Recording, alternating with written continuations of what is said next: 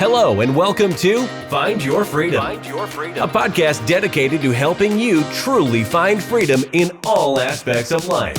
Join your hosts and their expert guests as they share practical tips and strategies for finding more freedom in your life. It's time to take control of your life and create the future you want.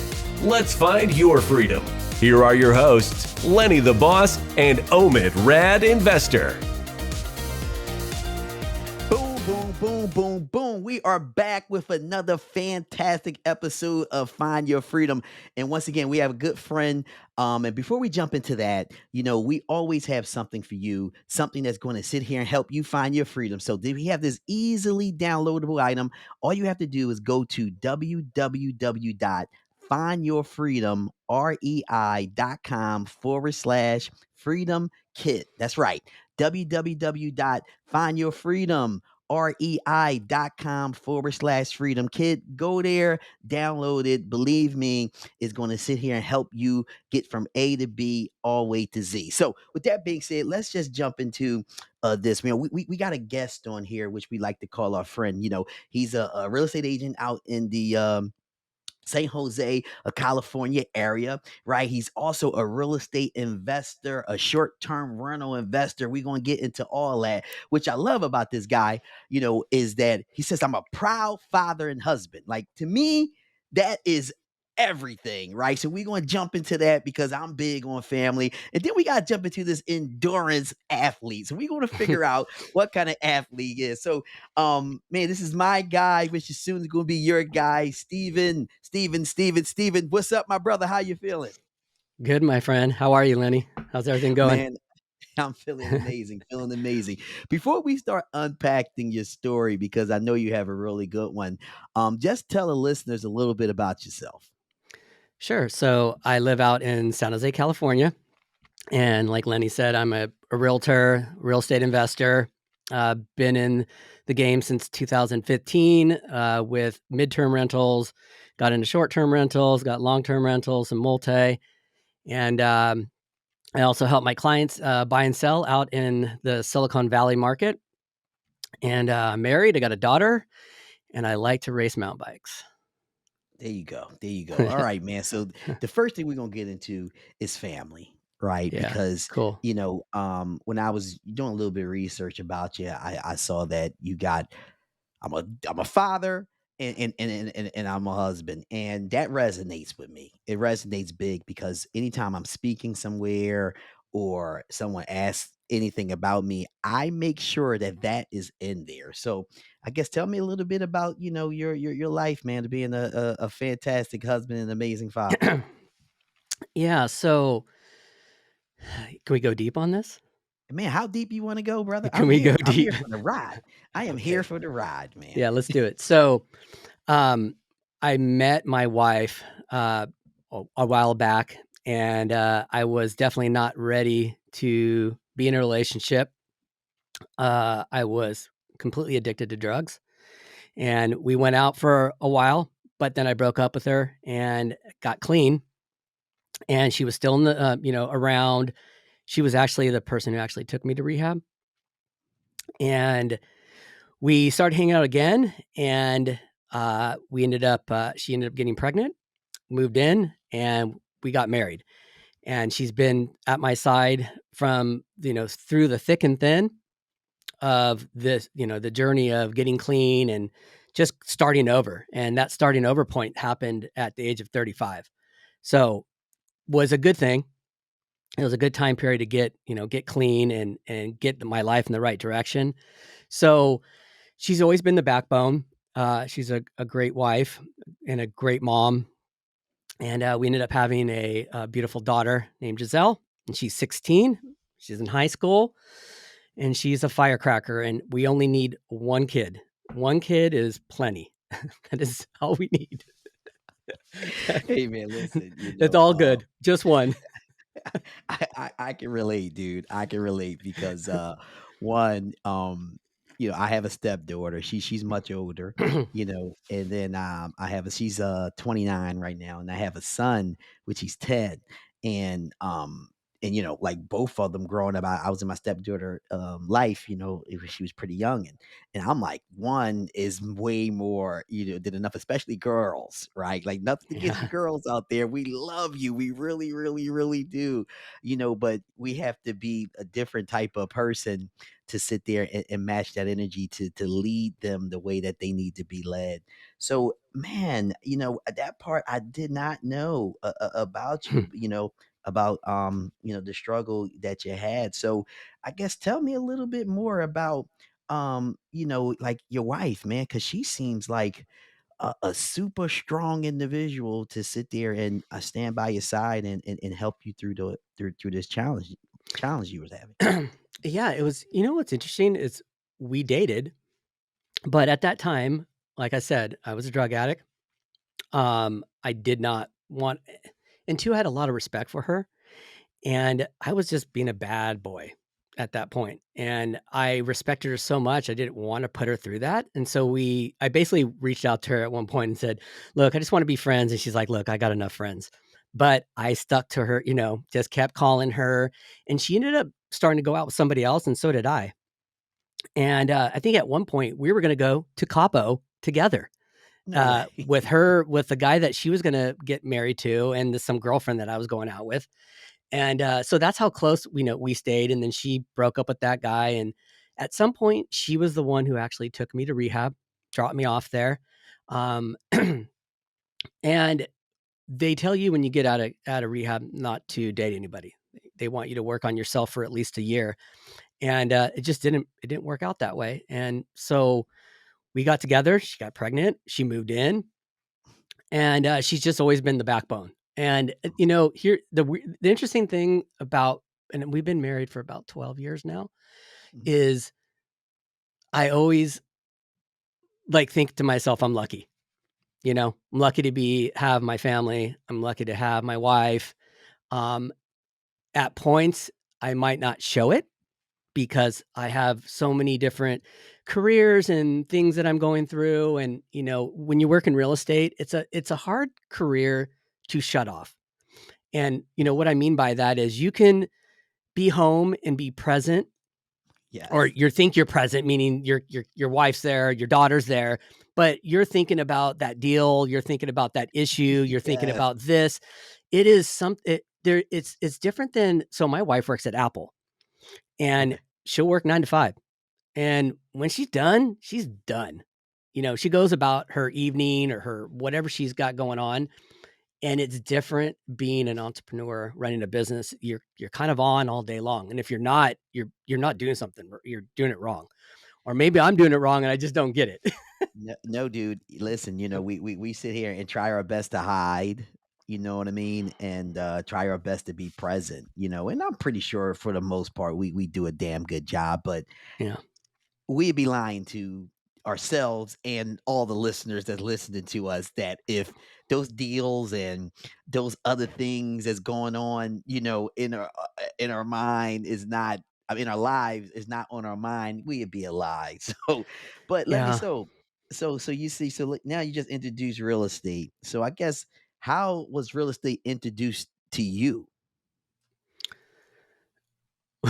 This is funny scenario. So my first property that I bought was a 3-bedroom, 3.5 bath townhouse.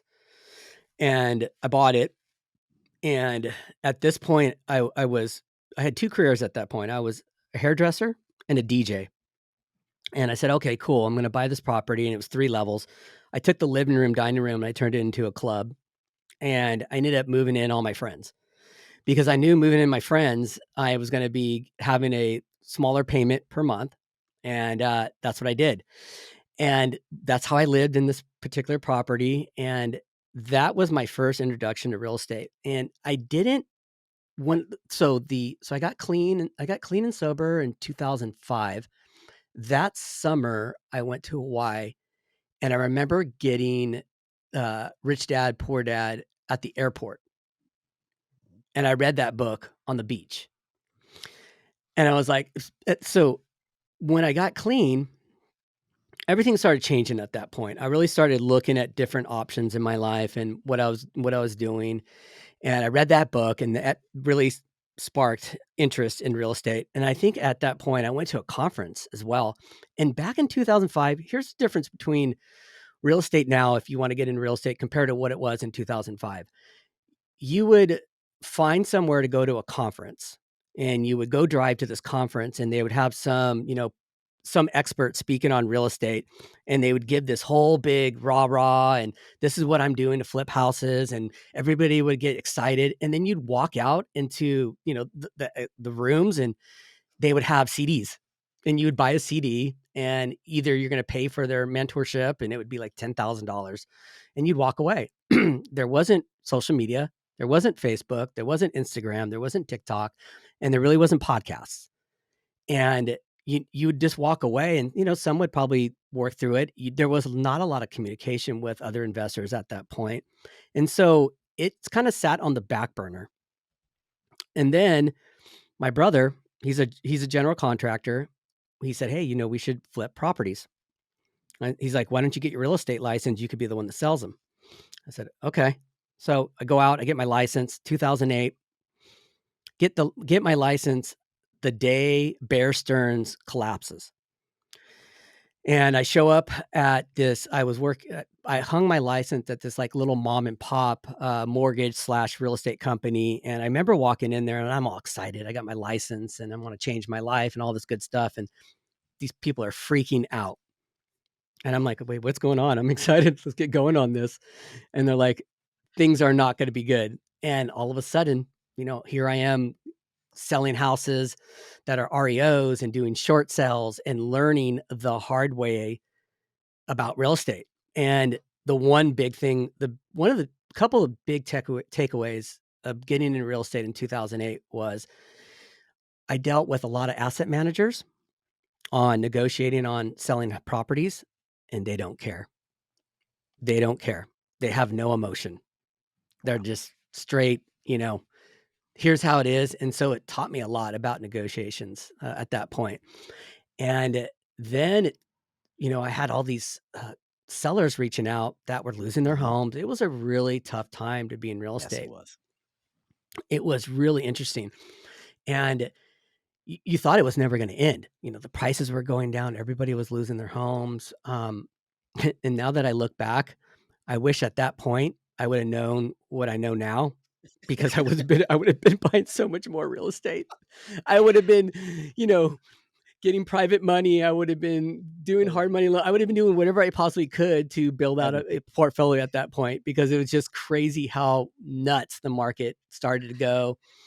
Probably around 2010, 11, 12, through that range, everything started kicking back and coming around, and inventory started shrinking, and, it started to kick in. So yeah, just an interesting time. Steven, I want to unpack a few things. I want to go back just a little bit. I hate to laugh, but I think that anyone who lived through the 2000 era and was in real estate at that time, everyone got like the same script.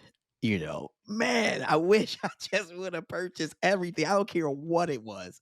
Just Yeah. buy it, buy it, buy it, because we all would have been living a totally different life. Yeah.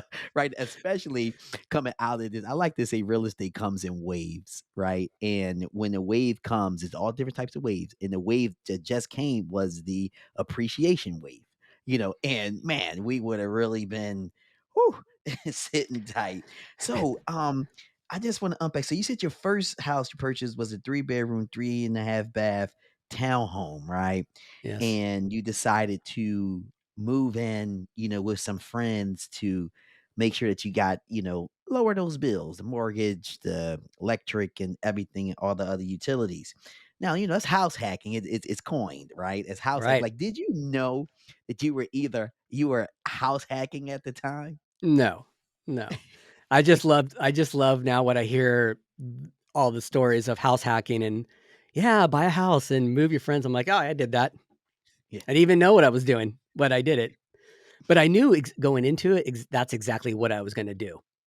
Like I knew, okay, why not move in some of my friends? And plus, back then I was a DJ too. So, I knew if I had my friends around, there'd be more friends around. So it was kind of it made sense to me on top of getting the cash flow from them. So yeah, And it was and great. and it always does. So it was something inside of you at that time that you didn't even like, obviously, it's coined, right? And I guess at that time, you didn't consider yourself a real estate investor, right? You just considered yourself, "I'm buying a house, I wanna lower my payments," right? Right.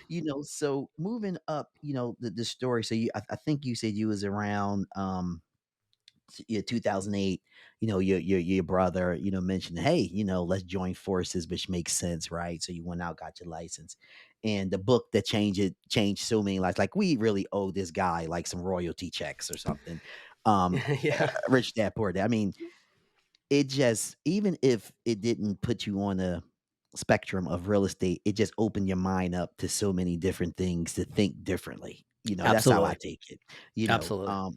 But hey, all right, so let's fast forward this story some. So now, you got your license, you hooked up with your brother, um to do some flipping and all that good stuff. So how did you get into this midterm and short-term rental game? Okay, once again, another accident here, and we didn't know the term midterm at that point. I think we were calling Wow. it corporate housing. It's just Right.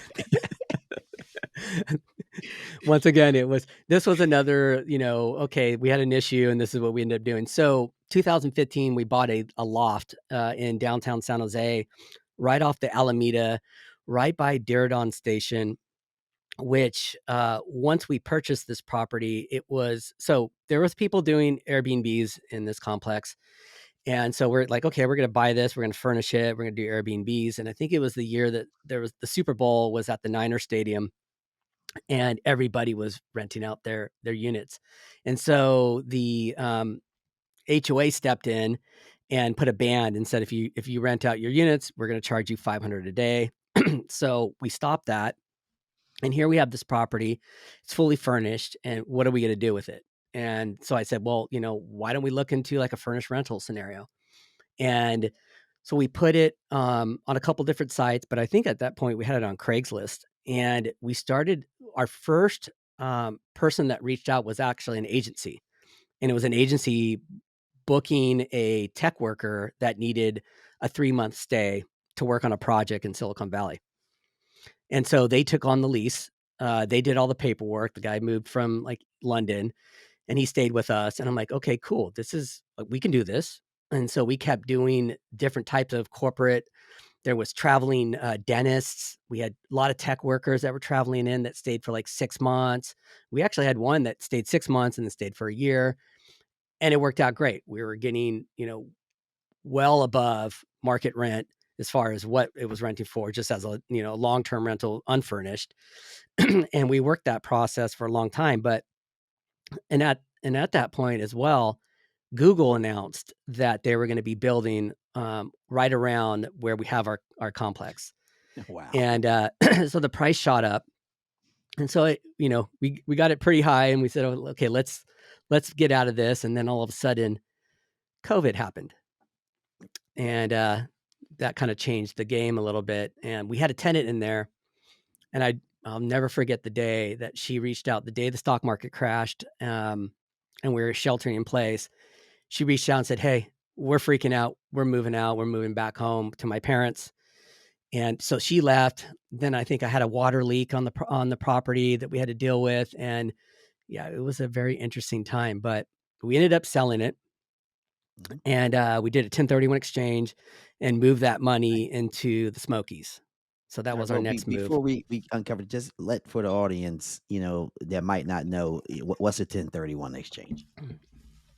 Instead of selling the property and having to pay taxes on it, we basically took that and we sold the property, and we had a time period to actually go identify another property, and we rolled the proceeds that we made into another property so that we didn't have to pay taxes on it.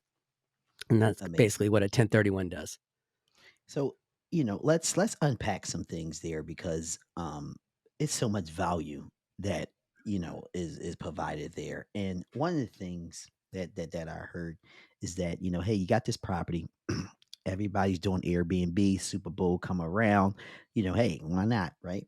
Then, you know you're doing short-term rental with this property, right? Airbnb. Then the HOA said, "Er, no more," right? Or they like Frank White. They want their hands in, right? Yeah. And then, but what I loved is that there's so many different other avenues that you can do, and you pivoted right over to what is coined today as a midterm rental, right? You Yeah. know, like you could have, once again, man, you could have been the one to coin this, right? you know, so it's coined as short-term rental. I mean, midterm rental. So you're getting all these traveling professionals who is staying for longer than 30 days, which puts you outside of Correct. the Airbnb rules, right? But much, much, much shorter than your typical, 12 to 24-month lease, right? So they come to 6 months, 3 months, and you're able to charge, much more for that. Then you turn around and say, hey, it's time to sell. Let's sell this, right? And you 1031 the money from that property into another property, which is basically not paying any capital gains there. Man, like, dude, you're killing it. So come on. So you're in the Smoky Mountains now. Yes? Yeah, so we ended up in the Smokies. We had Okay. to park that. We were first initially trying to do so. I'll add a little bit to this story. We also have portfolios of properties in different states, and one of the states that we have a lot of properties in is Kansas City. So Mm, we were trying to buy multiple properties at that time, but it was April of 2022, and the market was just really competitive. And we just couldn't get into contract. Wrote a bunch of offers, and so we were looking there. We were looking the Smokies. We were all over the place. Joshua Tree, you name it. We were just we were on a timeline, and we had to park our capital. So we ended up in the Smokies, and we we got a property that had fallen out of escrow twice, wow. and it fell out of escrow twice. And I think the second time it fell out of escrow because it had hairline stucco cracks on the exterior. So somebody really didn't really understand what a property inspection looked like and understand that that's not really a big issue. So Right. this particular seller was getting motivated. So it never went back to the market. We got into contract on it, got a bunch of different concessions. So it worked out really good. The property itself, which was really, this is where it gets interesting about short-term rentals and how to add value. So Mhm. I like to take it into there about like how we Listen actually up, folks. Listen up. let's do, He's about to tell you this right now is let's an do this. alert here. He's about to tell you something that's going to improve your life. Listen up. So this particular seller actually owned 3 cabins on the same street. So it was a private street, 3 cabins. He owned all of them, and he was absolutely crushing it. But he didn't put any work into these properties. And what he did was he just priced them really low. And so he was booked all the time. Mm, And he was self-managing them. And I think he lived about an hour away. So he would go there here and there and stay in each cabin and kind of do some repairs, but he didn't really want to put that much work into it. Didn't have the best cleaners. So when we took it on, we saw his books. He was booked out for like a year. And one of the things that he said when we got into contract is we need to take on some of his guests. And so we agreed. That was a good thing and a bad thing.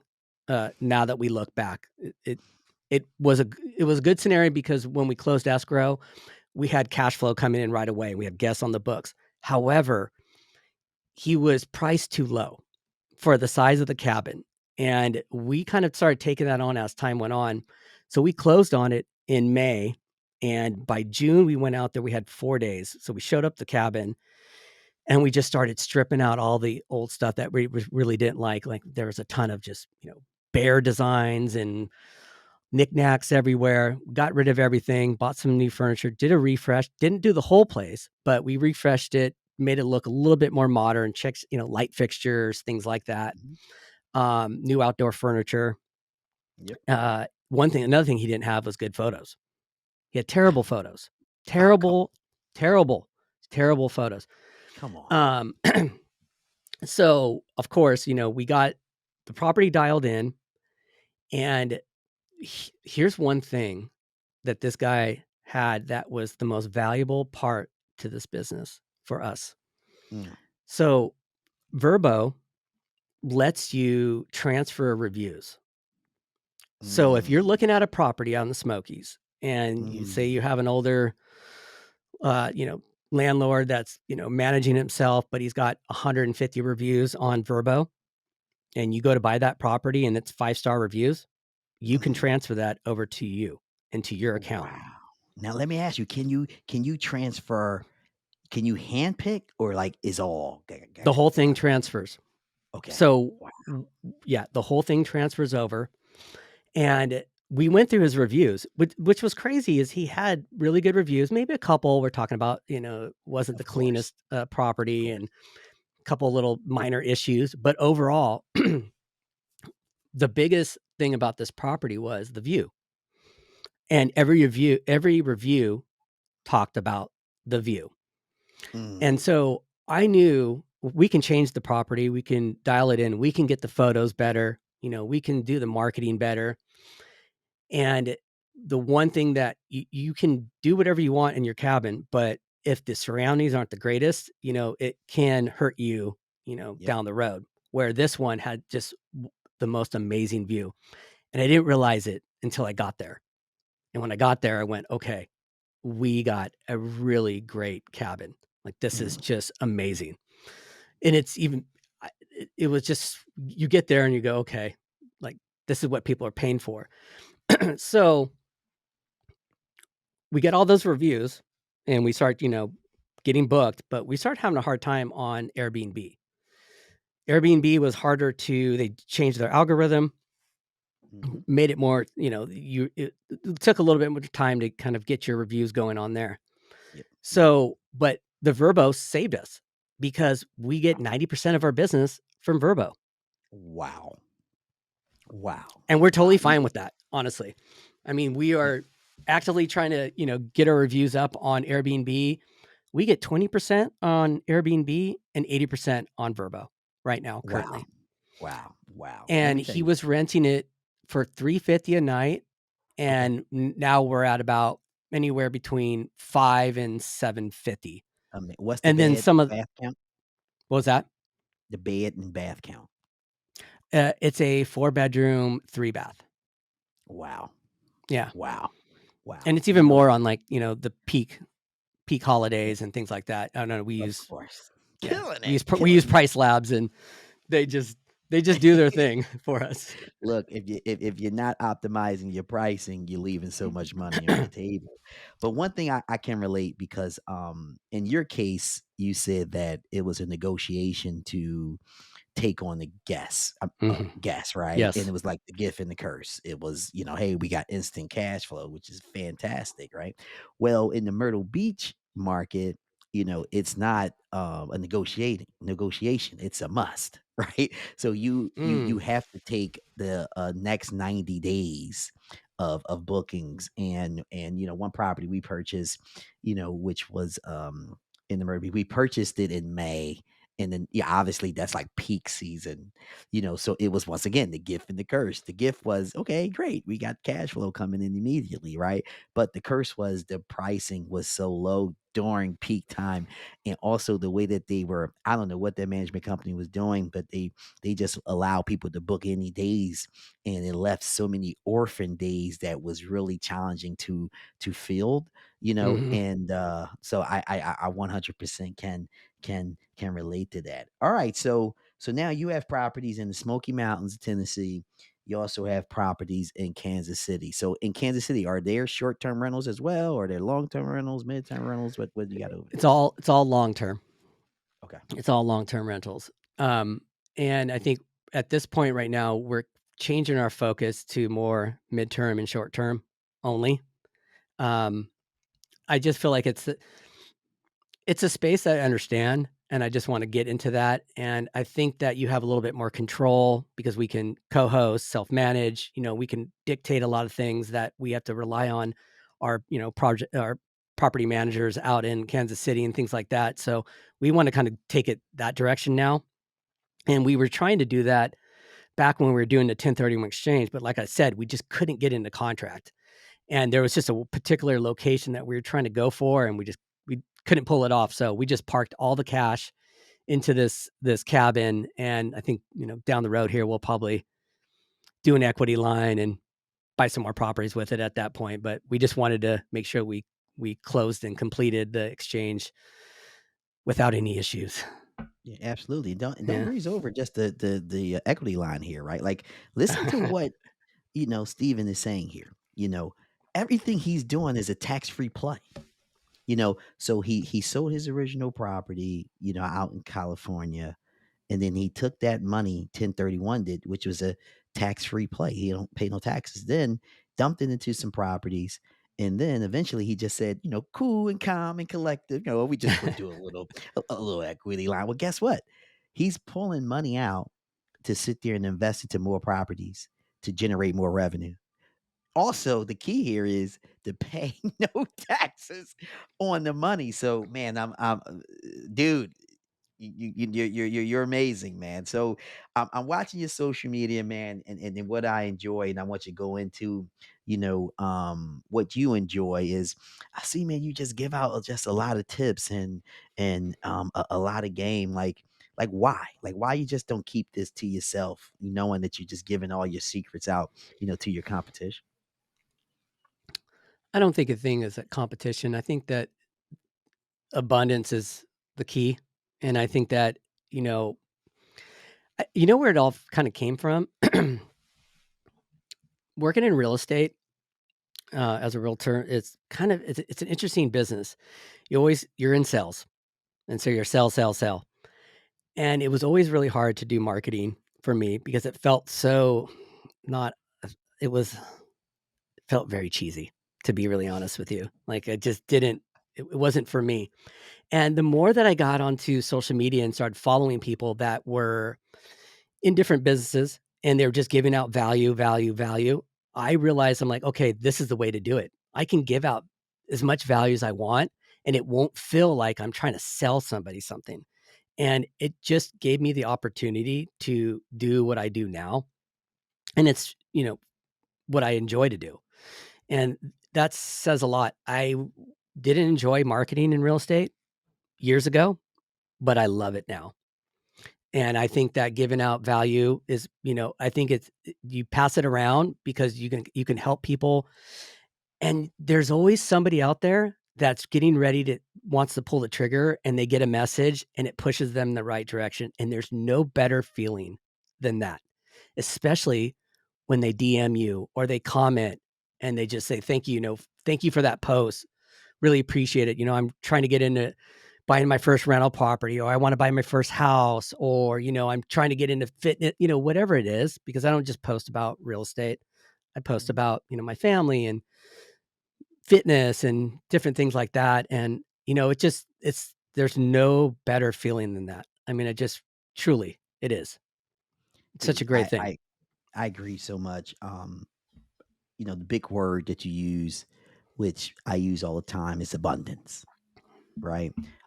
It's just so much out there for everyone to sit there and have their hand in that cookie jar.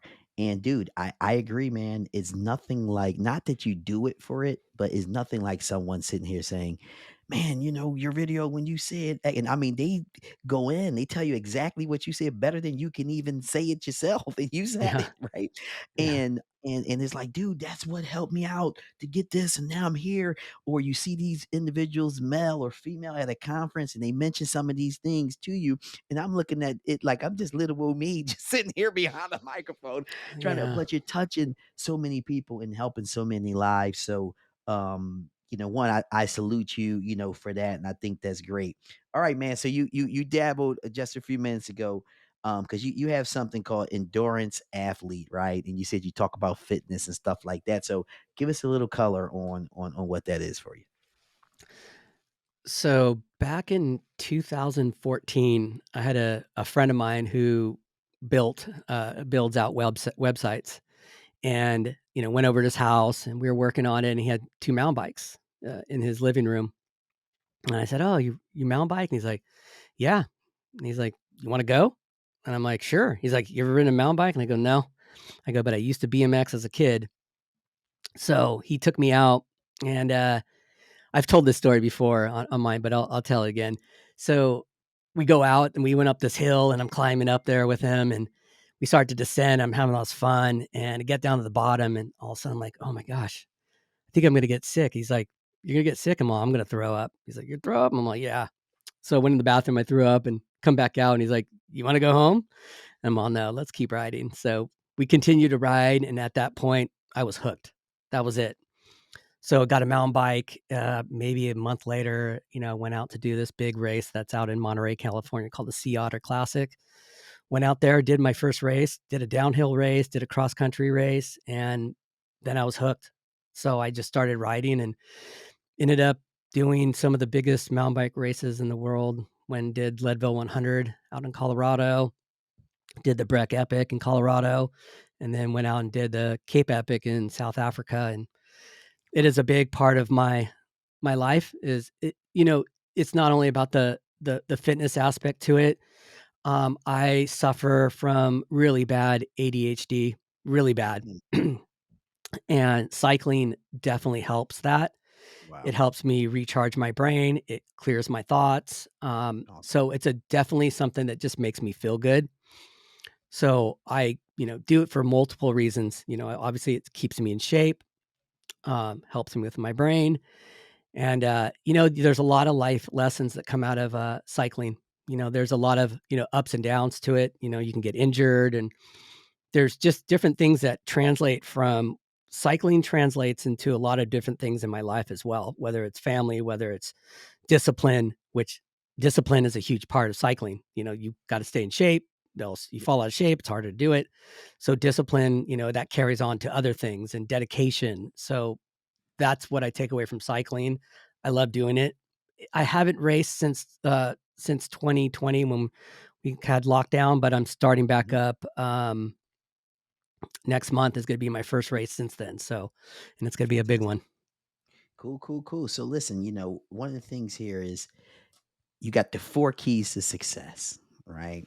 You got health and fitness going on, making sure that you're healthy. You said that helps with your clarity, help with some other things you got going on, right? Then you mentioned your education piece. Hey, man, you read some books just like Rich Dad Poor Dad that put you in the direction of where you are, today. And you mentioned conferences that you went to, right? And then obviously the biggest thing here is you took action, which is, went out there, purchased property, and continuing to do that. And then the fourth thing, which I always like, is you give back. You sit here, you take your time out to create these tips to tell people that, spend the extra money and get the photos right, because it will make a big difference and you helping other people. So I think that's super fantastic. Fantastic. Stephen, I could talk to you forever, but I really can. Like we can go for hours and hours and hours, but I got a question for you. What does find your freedom mean to you? And find your freedom. It's different for everybody. That's for sure. Um, I think freedom is just to be able to find it being financial, having financial freedom is a big key to it. But I think freedom just to be able to do what you want to do when you want to do it and feel good about the direction you're going in your life. And that's how, to me, finding my freedom is to feel like that, to be free to do what I want to do and do the things I love to do. That's great. That's great. That's great. Hey, following you is absolutely amazing. So, how can people get in contact with you? How can people start to follow you? Like, you have any links or anything you can give the listeners? Yeah. So I'm on all the socials. So Instagram, TikTok, Facebook, but it's just my name, Stephen Husted. So you can find me there. Just look up StephenHusted, and you'll find me. Yeah, I'd love to connect. And if anybody ever has any questions, they can definitely DM me too. It'd be great. Awesome, awesome, awesome. All right. So to end this show, all right, you gonna have to sit up on this one for all the listeners Okay. not watching. All right. The objective of this is we're gonna do this boom session where I'm gonna count to 3 and both of us in a uniform manner is gonna scream boom. Now our objective is to bust some speakers and to romp up some air drums. Are you with me? Yeah. All right, come on, let's do it. So I'm gonna count to 3. On 3, we're gonna boom. All right. So You clapping One. your hands too? Oh, no. No, Just no. boom, Okay. right at the mouth. Boom, You boom, got it. boom, boom. All right. Got it. 1, 2, 3. Boom! Boom. Awesome. Check this out right here, man. We had a fantastic episode with my guy, Stephen.